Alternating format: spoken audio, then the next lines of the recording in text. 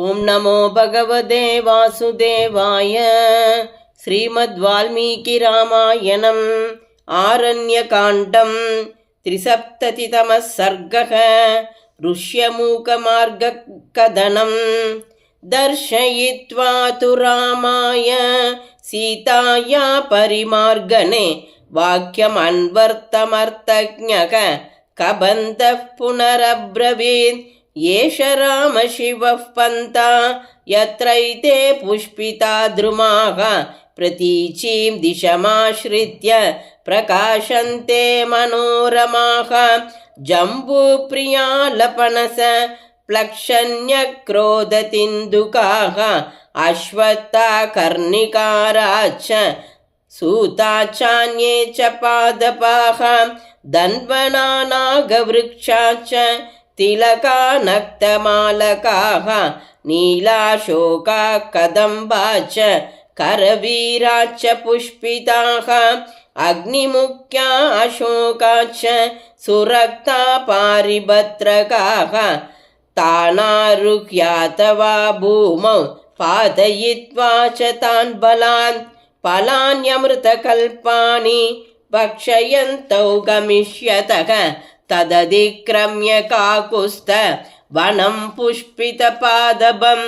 నందన ప్రతిమం చాన్యద్ కురవో హ్యుత్తరా ఇవ సర్వకామఫలాయంత్ర పాదపాస్తు మధుస్రవాః సర్వే చ ఋతవస్తత్ర వనే చైత్రరతే యతా ఫలభారానతాస్తత్ర మహావిటపదారిణః శోభంతే సర్వతస్తత్ర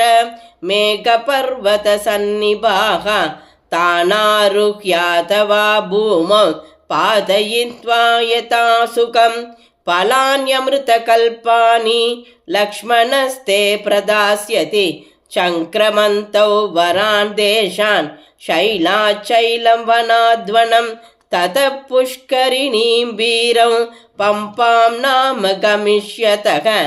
అశర్గరామ విభ్రంశాం సమతీర్థామశైవలాం రామసంచాదవాలూకాం కమలోత్పలశాలినీం తత్ర హంసా ప్లవాక్రౌంచాః కురరాచైవ రాఘవ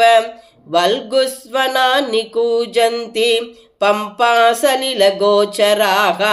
నోద్విజంతే నరాన్ దృష్ట్వా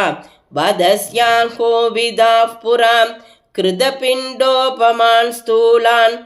తాన్ ద్విజాన్ భక్షయిష్యతః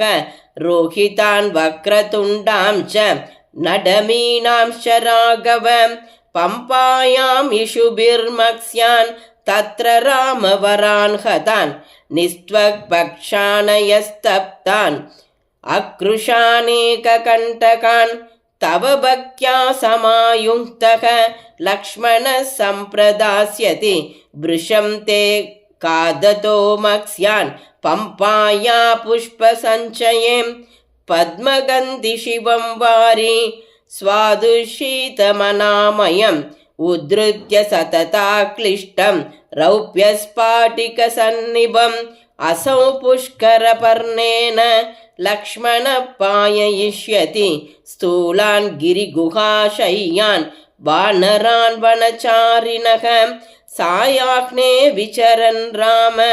దర్శయిష్యతి లక్ష్మణః అపాం లోభాదుపావృత్తాన్ వృషభానివ నర్దతః రూపాన్వితాం చ పంపాయాం ద్రక్ష్యసి త్వం నరోత్తమ సాయాహ్నే విచరన్ రామ విటపీమాల్యదారిణః శీతోదకం చ పంపాయాః దృష్ట్వా శోకం విహాస్యసి సుమనోభిశ్చితాస్తత్ర తిలకానక్తమాలకాః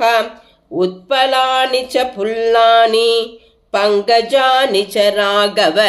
నతాని కచ్చిన్మాల్యాని తత్రారోపయితా నరః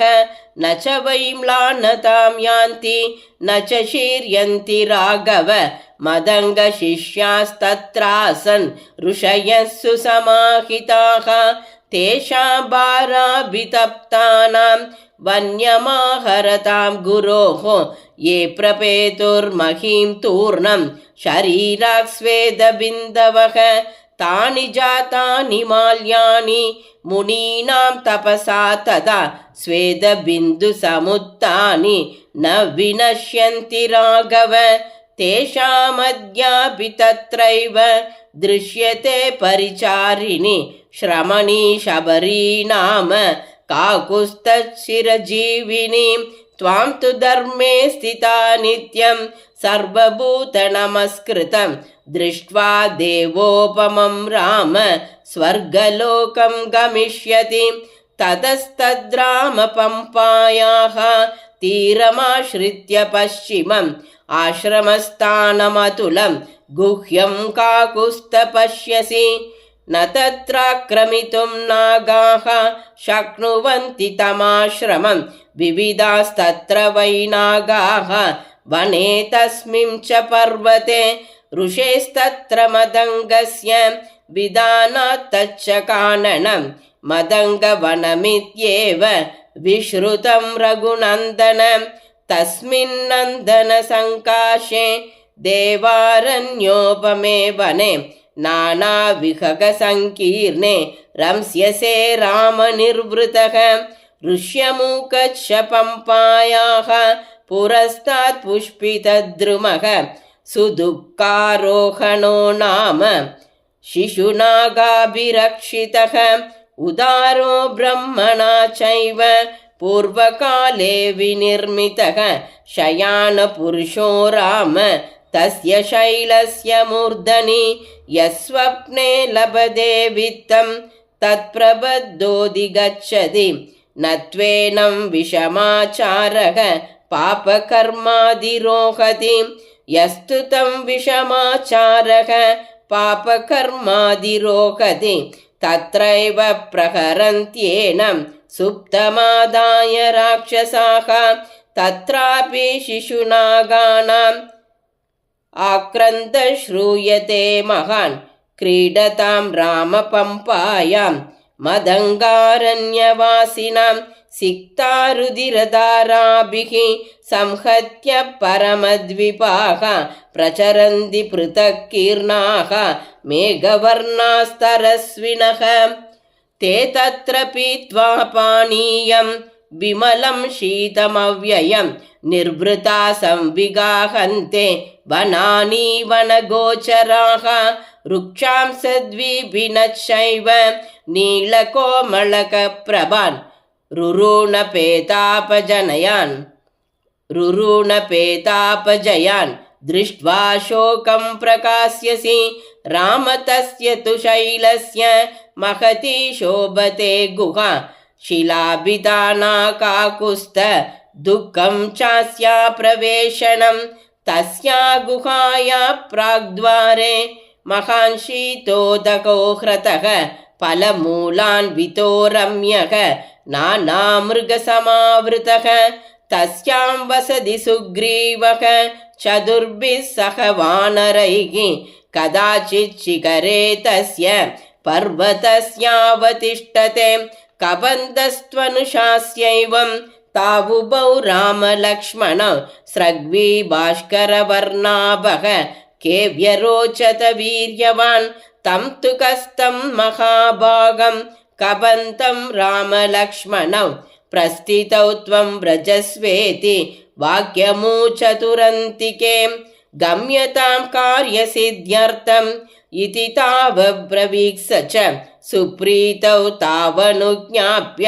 कबन्धप्रस्थितस्तदा सतत्कबन्धप्रतिपद्यरूपं वृतश्रिया भास्करतुल्यदेहः निदर्शयन् राममवेक्ष्य कस्तः सख्यं कुरुष्वेदि तदाप्युवाच। इत्यार्षे श्रीमद् रामायणे वाल्मीकिये आदिकाव्ये चतुर्विंशतिसहस्रिकायां संहितायाम् आरण्यकाण्डे ऋष्यमूकमार्गकथनं नाम 73तमः सर्गः। श्रीदाशरथाय विद्महे सीतावल्लभाय धीमहि तन्नो राम प्रचोदयात्। जानकीकान्तस्मरणं जय जय राम राम।